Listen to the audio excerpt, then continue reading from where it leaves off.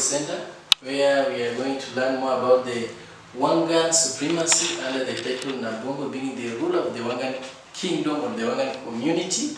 And from that, this history will start with the Mwanga 3 genealogy, because we believe that's our forefather who settled and have ascending organization of the government, which was ruled under the title Nabongo as the king of the Wangan community. This Mwanga 3 genealogy, these are Mwanga and his descendants, his family. We are entering the museum where our great, famous and legendary Nabongo Mumia picture is here.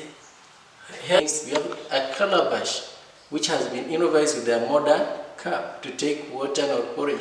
Without today, you have the pans which were made from the clay soil. Those were the pots used to cook different type of food. These are the ancient straws.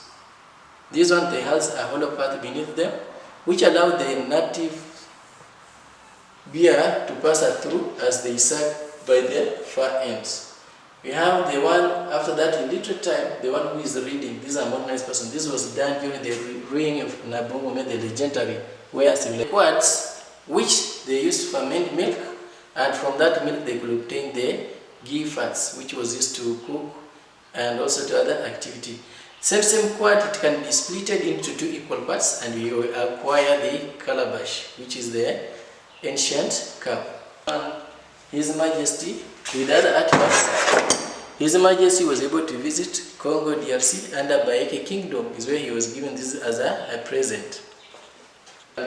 We have assimilated the culture of the Swahili community, whereby the Swahili community can make the reeds and palm leaves to make a tray, the ancient tray. This one was used to serve food on high table. These were economic activities which these people used to do during their lifetime. They could hunt using the earth.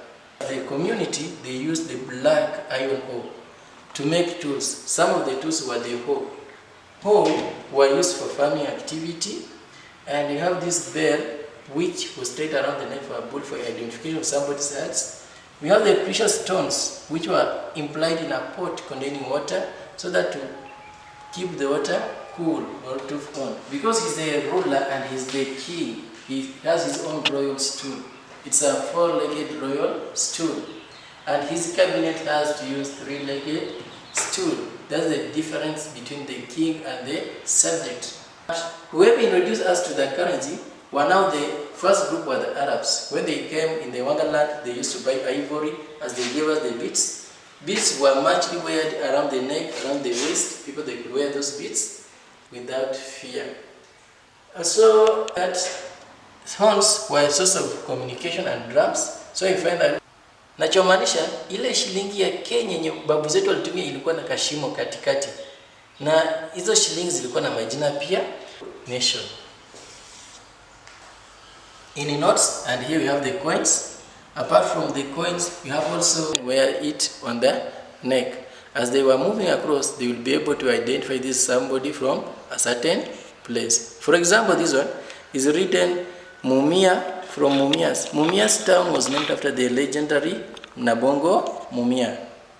We have these bar wells or other plates. These are made from clay soil, and they used to serve food during the food that has a liquid substance. These were the pans made from grind their grains using the stone, and the flour which were made from this stone were just made to the finest part, and it was full of ions and proteins, which is different that we only acquire ions from the plant. The importance for His Royal Majesty to restore these artifacts in his own museum, it was to let the Wangan community custodians, the young custodians, to come and learn their culture, which their forefathers were used to pass through in their own lifetime. Because he did this as this only kingdom in Kenya, and he wanted all the Kenyan custodian or the Kenyan citizen to learn the culture of the Wangan community, with the reference knowing that this is the only kingdom which was led by the king. This is the only community which was ruled by the king.